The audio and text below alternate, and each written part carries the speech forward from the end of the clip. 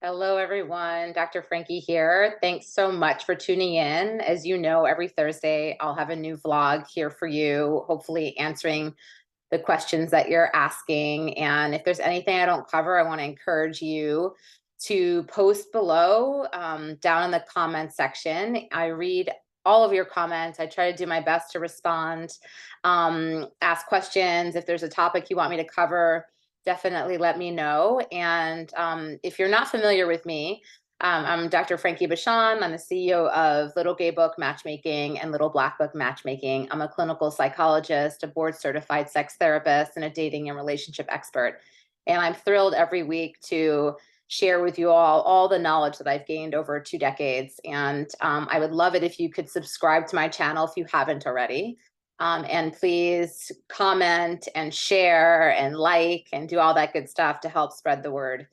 So my experience and my knowledge and all the skills that I offer everyone, so that people can find me. Believe it or not, I've been around for a while, but still there are people that have no idea that I'm here every week putting out really helpful, valuable tips and information. So I would love it if you could help me spread the word. And today we're going to be talking about a really important topic, which is setting yourself up for success on a first date.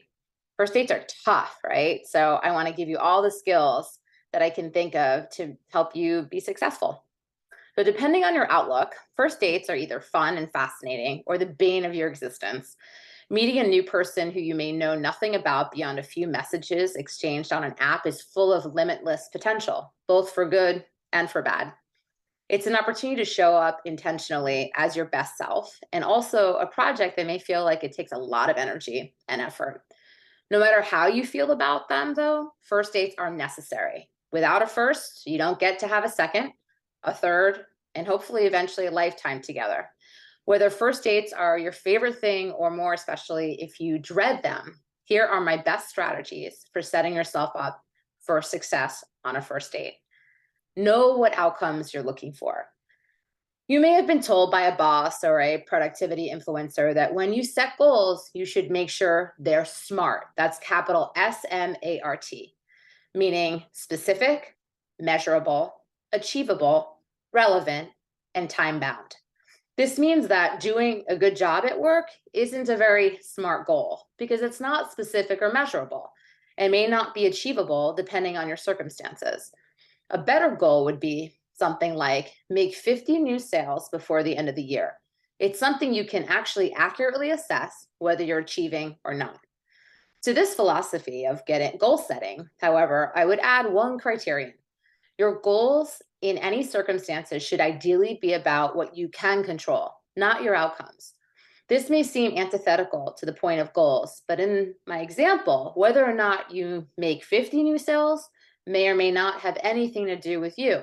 For instance, if we're in the midst of a global recession, you could be the best salesperson on earth and it wouldn't matter, right? For that reason, it's better to focus on your goals, on your own actions that are within your sphere of influence. A good example would be shifting the above goal to making 500 cold calls to new clients this quarter. This is entirely within your control and also something that has a major influence on the outcome you want. Someone who makes 500 calls will likely end up making 50 sales if that's at all possible to achieve. How does this translate to dating, you ask? The outcome most of us actually want is a successful long-term relationship that begins with an unimaginably great first date with instant chemistry and love at first sight. Of course, almost all of that is out of our control, most notably everything about the other person, but also our own feelings and theirs.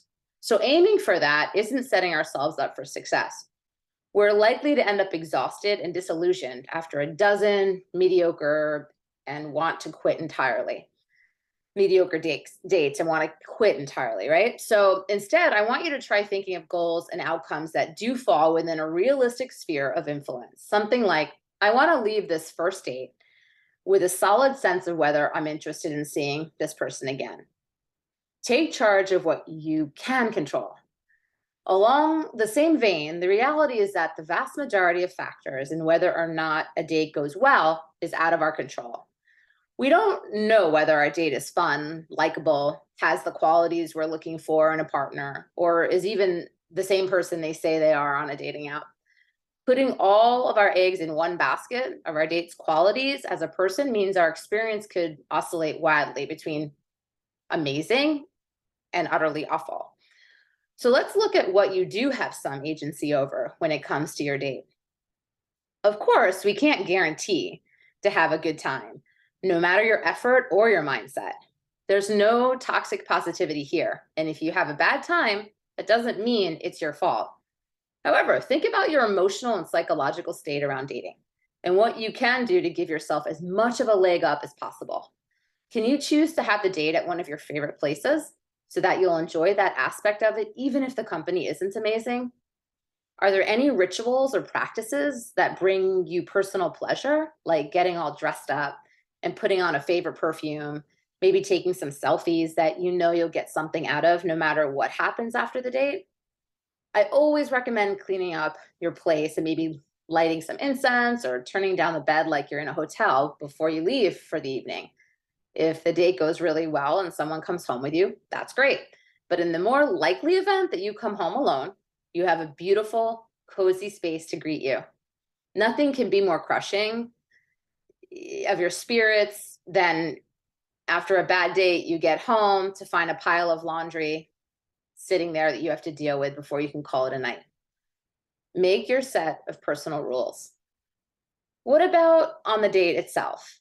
If you're finding that you still dread getting out there, even with these strategies in place, there's more room to take agency in your dating experience.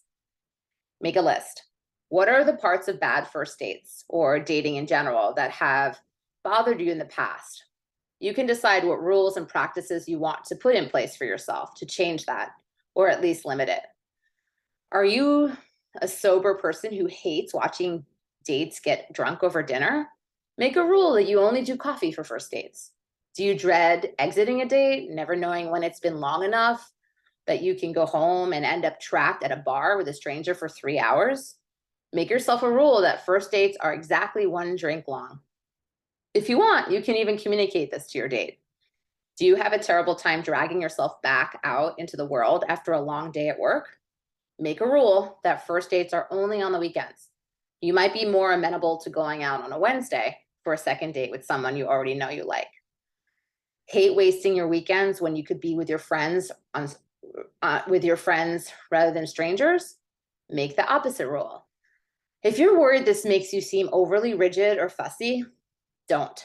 First of all, it's actually helpful to display your worst qualities early on with somebody new. But more than that, creating an artificial rule actually makes it easier for us to set boundaries with someone and often for them to accept them. It's often easier for us to justify to ourselves and to others our own preferences and boundaries if we do it in the service of something outside of ourselves. It's not you, it's just the rule. I hope you all found this helpful. Please post, comment, share. I want to hear your thoughts, and I will see you all next week. Thanks so much. Have a great week.